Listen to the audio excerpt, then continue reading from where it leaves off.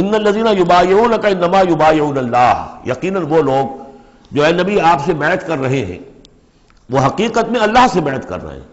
ید اللہ فوق ایدیہم، اللہ کا ہاتھ ان کے ہاتھوں کے اوپر ہے۔ فمن نکث فانما ینکث الی نفسہ، تو جو کوئی بھی اس بیعت کی خلاف ورزی کرے گا، اس کو توڑے گا، اس کا سارا وبال اسی کے اوپر ہوگا۔ ومن اوفی بما عاہد علیہ اللہ، اور جو پورا کر دے گا اس معاہدے کو جو اللہ سے کر رہا ہے، فسیؤتیہ اجرا عظیما، تو اللہ تعالیٰ اسے اجر عظیم عطا فرمائے گا۔ اس آیت کو اچھی طرح سمجھ لیجئے اور اس کا تعلق جوڑ لیجئے جو سورہ توبہ کی آیت نمبر 111 تھی۔ ان اللہ اشتری من المؤمنین انفسهم واموالهم بان لهم الجنہ یقاتلون فی سبیل اللہ فیقتلون ویقتلون وعدا علیہ حقا فی التوراۃ والانجیل والقرآن ومن اوفی بعہدہ من اللہ فاستبشروا ببیعکم الذی بایعتم بہ۔ اللہ نے اہل ایمان سے ان کی جانیں اور مال خرید لی ہے جنت کے عوض۔ یہ جو خرید و فروخت ہو گئی ہے، فاستب، یہ بیع ہو گئی ہے، بیع و شرع ہو گئی ہے۔ فاستبشروا ببیعکم الذی بایعتم بہ، خوشیاں مناؤ، جشن مناؤ اس بیعت پر، اس بیع پر، اس سودے پر جو تم نے کیا ہے، اس سے بہتر سودا کوئی نہیں۔ اچھا، یہ بیع تو ہوئی بندے اور اللہ کے مابین۔ فرض کیجئے میں بیعت کر رہا ہوں، اے اللہ میں اپنی جان مال تیرے حوالے کرتا ہوں، لیکن اللہ کے اور میرے درمیان تو غیب کا پردہ ہے۔ یہ کیسے، کس کو دوں یہ جان اور مال؟ کس کے حکم پر دوں؟ کس کے کہنے پر دوں؟ کہاں مال خرچ کروں؟ ظاہر بات ہے کہ اس کے لیے کوئی انسان، اب وہ انسان اس وقت ہے محمد الرسول اللہ صلی اللہ علیہ وسلم، بیع اللہ سے، بیعت محمد سے۔ محمد اللہ کے رسول ہیں، وہ بتائیں گے کہ اس طرح مال خرچ کرو، اس طرح جان لگاؤ، یہ وقت آ گیا ہے جان لے کر میدان میں آ جاؤ، جان ہتھیلی پر رکھو میدان میں آ جاؤ۔ لہذا جو بیع اللہ سے ہوئی ہے، ان اللہ اشتری من المؤمنین انفسهم واموالهم بان لهم الجنہ، اس کے لیے بیعت محمد الرسول اللہ سے ہو رہی ہے۔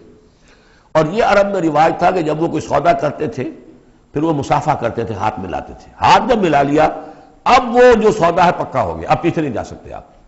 جب تک مصافحہ نہیں ہوتا اس وقت تک آدمی کوئی اس میں تبدیلی کر سکتا ہے، لیکن مصافحہ جو ہے وہ پختگی کے لیے۔ لہذا یہ بیعت اب محمد الرسول اللہ سے ہو رہی ہے کہ ہم نے جو جان اللہ اور اپنی مال جو اللہ کے حوالے کی ہے اسے ہم خرچ کریں گے آپ کے کہنے کے مطابق، جو آپ حکم دیں گے، آپ کی مرضی ہے، آپ ہم سے جب چاہیں یہ جان اور مال حاصل ہے، جب چاہیں وصول فرما لیں۔ یہ بیعت ہے جو ہوئی ہے محمد الرسول اللہ سے۔ اچھا، اس میں جو یہ فرمایا، چونکہ یہ تین فریق ہو گئے، اللہ، بیعت کرنے والا اور جس کے ہاتھ پر بیعت کی گئی، لہذا یہ ٹرائی پارٹائٹ ایگریمنٹ ہے، تین فریق ہیں اس کے۔ ایک وہ ہے حضور کا ہاتھ جس پر بیعت کرنے والے کا ہاتھ آ گیا، اللہ نے فرمایا ایک تیسرا ہاتھ بھی ہے، وہ تمہیں نظر نہیں آ رہا، ید اللہ فوق ایدیہم، اللہ کا ہاتھ ان کے ہاتھوں کے اوپر ہے۔ تو یہ تین ہاتھ ہیں در حقیقت اس بیعت کے اندر، اس بیعت کے اندر۔ ان الذین یبایعونک انما یبایعون اللہ، اصل میں تو بیع، اور بیعت جو ہو رہی ہے تو اللہ سے ہو رہی ہے۔ فاستبشروا ببیعکم الذی بایعتم بہ، باب مفاعلہ کے اندر بھی وہ آ گیا، تم نے جو باہمی یہ کیا ہے بیع و شرع کا معاملہ، اس میں خوشیاں مناؤ، وہی باب مفاعلہ ہے، وہ یبایعونک۔ ان الذین یبایعونک، اے نبی جو آپ سے یہ بیعت کر رہے ہیں، انما یبایعون اللہ، وہ اللہ سے بیعت کر رہے ہیں۔ ید اللہ فوق ایدیہم، اللہ کا ہاتھ ان کے ہاتھوں کے اوپر ہے۔ فمن نکث فانما ینکث علی نفسہ، تو جو کوئی بھی اب اس سے روگردانی کرے گا، اسے توڑے گا، اس کی خلاف ورزی کرے گا، اس کا وبال اسی پر آئے گا، آپ پر اس کا کوئی الزام نہیں۔ ومن اوفی بما عاہد علیہ اللہ فسیؤتیہ اجرا عظیما، اور جو بھی پورا کر دے گا جس کا کہ اس نے وعدہ اللہ سے کیا ہے، یہ معاہدہ اللہ سے ہوا جان اور مال کا۔ اسی لیے سورہ احزاب میں آپ نے پڑھا تھا نا، من المؤمنین رجال صدقوا ما عاہدوا اللہ علیہ فمنہم من قضی نحبہ ومنہم من ینتظر۔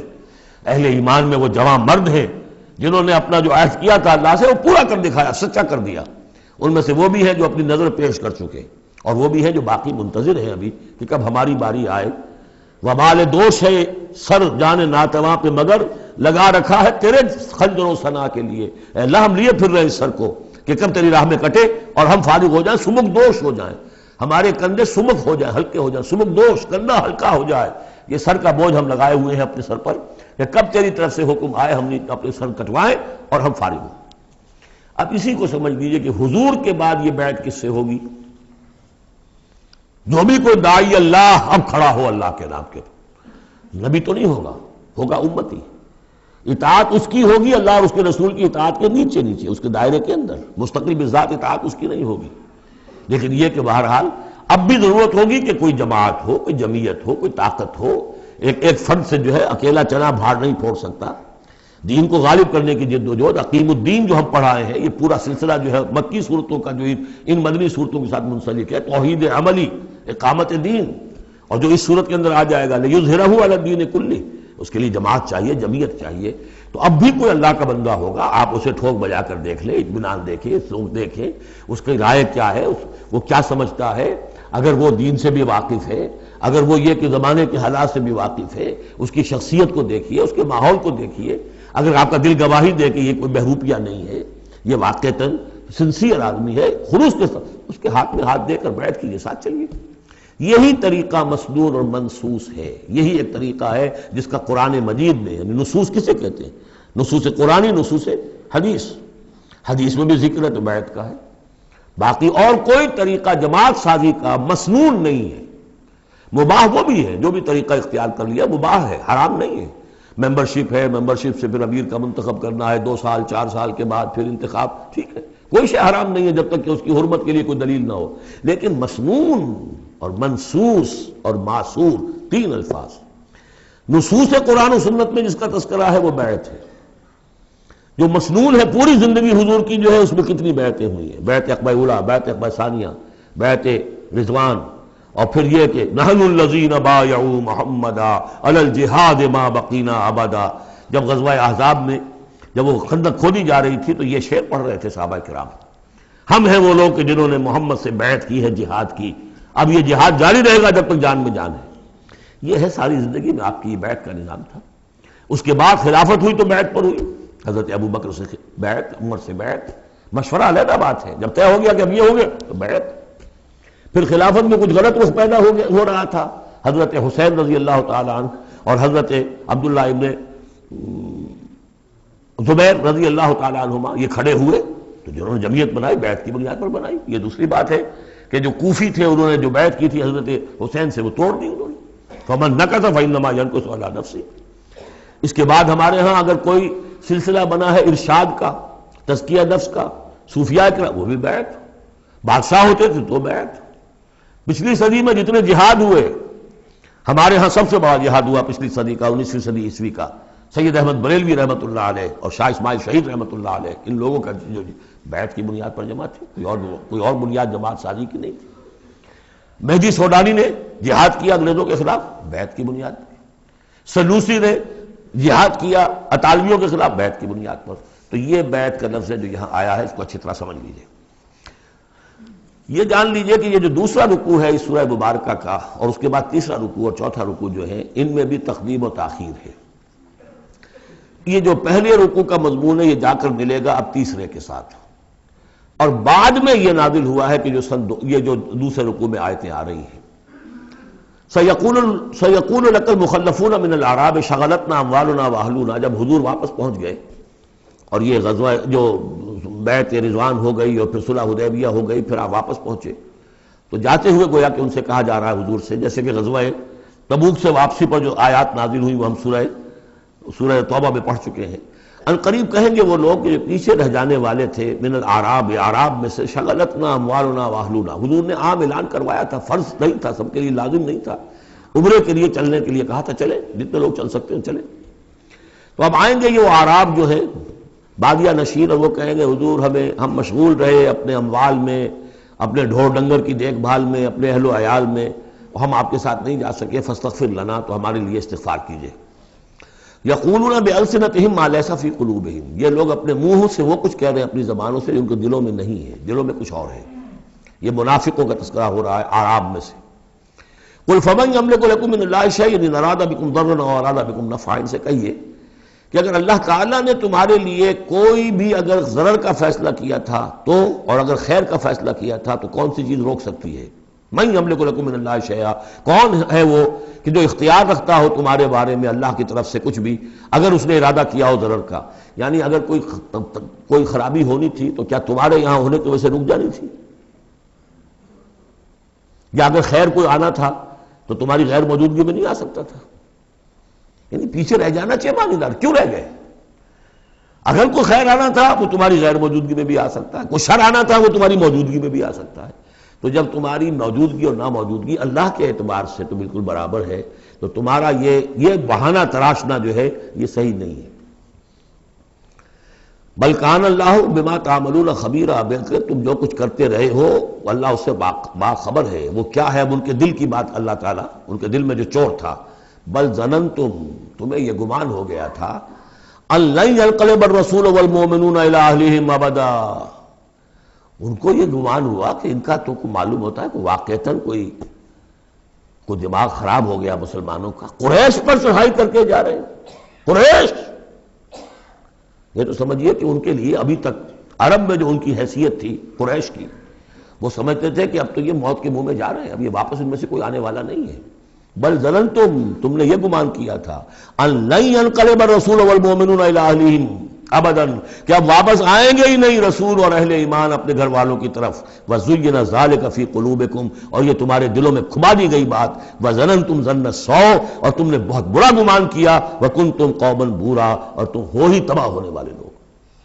یہ منافقین اعراب کا تذکرہ ہو رہا ہے، اور یہ کب ہو رہا ہے؟ سن 6 میں. سن 2 کے اندر جو معاملہ تھا وہ بھی ہم دیکھ چکے، وہ جو سورہ محمد کے اندر آیا معاملہ، جبکہ ابھی یہ مرحلہ شروع ہو رہا تھا، ابھی قتال کا سلسلہ شروع ہونے والا تھا. اس وقت بھی ان کے دلوں میں صلح جوئی، امن سے کام کرو، صلح سے کام کرو، یہ خام کا جو ہے یہ اس طرح کی مہم جوئی مناسب نہیں ہے. اس وقت ان کا یہ خیال تھا. وَمَن لَّمْ يُؤْمِن بِاللَّهِ وَرَسُولِهِ فَإِنَّ أَعْتَدْنَا لِلْكَافِرِينَ سَعِيرًا، جو کوئی اللہ اس کے رسول پر ایمان نہ رکھے تو اللہ تعالیٰ نے ایسے کافروں کے لیے تو جہنم تیار کر رکھی ہے. وَلِلَّهِ مُلْكُ السَّمَاوَاتِ وَالْأَرْضِ يَغْفِرُ لِمَن يَشَاءُ، اور اللہ آسمانوں اور زمین کی بادشاہی اللہ ہی کے لیے ہے، وہ بخشتا ہے جس کو چاہتا ہے. وَيُعَذِّبُ مَن يَشَاءُ، اور عذاب دے گا جس کو چاہے گا. وَكَانَ اللَّهُ غَفُورًا رَحِيمًا، اور اللہ تعالیٰ غفور الرحیم ہے. سَيَقُولُ الْمُخَلَّفُونَ إِذَا انطَلَقْتُمْ إِلَىٰ مَغَانِمَ لِتَأْخُذُوهَا. اب یہ نوٹ کر لیجئے تاریخی اعتبار سے کہ اس کے فوراً بعد جو ہے اگلے ہی سال حضور نے، اب جب کہ قریش سے صلح ہو گئی تو آپ یکسو ہو گئے، ادھر سے کوئی حملہ اب نہیں ہوگا، تو آپ نے اپنی پوری طاقت لے کر خیبر پر حملہ کیا، جو گڑھ بن گیا تھا یہودیوں کا، جو بنو قینقاع اور بنو نذیر نکالے گئے تھے، جا کے وہیں آباد ہو گئے تھے. پہلے سے بھی وہاں پر وہ بڑا گڑھ تھا، ان کے بڑے قلعے تھے، بڑے یعنی فورٹیفائڈ، اور وہاں پر سارا وہ اب حضور نے ان کی جو ہے سرکوبی کی. جب حضور خیبر کی طرف جا رہے تھے، اب ان کا ہم بھی چلتے ہیں آپ کے ساتھ، اس لیے انہیں یقین تھا کہ فتح ہوگی اور مال غنیمت آئے گا. سَيَقُولُ الْمُخَلَّفُونَ إِذَا انطَلَقْتُمْ إِلَىٰ مَغَانِمَ، اور اے مسلمانوں جب تم اب جاؤ گے غنیمت حاصل کرنے کے لیے، یعنی اب جو غزوہ خیبر کی طرف جو پیش قدمی کرو گے، تو یہی لوگ جو پہلے پیچھے رہ گئے تھے وہ یہ کہیں گے ذرونا نتبعکم، ہم بھی آپ کے ساتھ چلیں، اجازت دیجیے. یریدون ان یبدلوا کلام اللہ، یہ اللہ کے کلام کو بدل دینا چاہتے ہیں. وہ اللہ کا کلام اگلے رکوع میں آ رہا ہے کہ ان کے بارے میں طے کر دیا گیا تھا کہ جو لوگ اس صلح حدیبیہ کے موقع پر نہیں گئے ہیں ساتھ حضور کے، اب ان کو کسی بھی دوسری نیکسٹ جنگ کے اندر شمولیت کی اجازت نہیں ہوگی. وہ آگے آ رہا ہے، اس لیے اس کے سمجھنے میں تھوڑی سی دقت ہوتی ہے، لیکن سمجھ لیجئے کہ وہ آگے ہے. اسی لیے تقدیم و تاخیر کی میں نے بات آپ سے کی تھی. یریدون ان یبدلوا کلام اللہ، یہ چاہتے ہیں کہ اللہ کے کلام کو تبدیل کر دیں، اللہ کے حکم کو بدل دیں. قل لن تتبعونا، کہہ دیجئے کہ نہیں اب تم ہمارے ساتھ نہیں جاؤ گے. کذالکم قال اللہ من قبل، یہ بات اللہ تعالیٰ پہلے ہی کہہ چکا ہے پہلے، اور اس صورت میں آ رہا ہے ذرا بعد میں. فسیقولون بل تحسدوننا، وہ کہیں گے یہ تو آپ لوگ حسد کر رہے ہیں ہم سے، آپ ہمیں ساتھ میں لے جانا چاہتے ہیں جبکہ ہمیں اندازہ ہے کہ وہاں پہ غنیمتیں ملیں گی. بل کانوا لا یفقہون الا قلیلا، حقیقت یہ ہے کہ یہ فہم ہی نہیں رکھتے، تفقہ ہی نہیں رکھتے مگر بہت ہی تھوڑی. قل للمخلفین من الاعراب، یہ جو لوگ رہ گئے تھے پیچھے، یہ بدو لوگ، ان سے کہہ دیجئے ستدعون الی قوم اولی باس شدید، ان قریب پھر تمہیں بلایا جائے گا ایک ایسی قوم کی طرف، ایسے قوم کے مقابلے کی طرف جو بڑی طاقت والی ہوگی.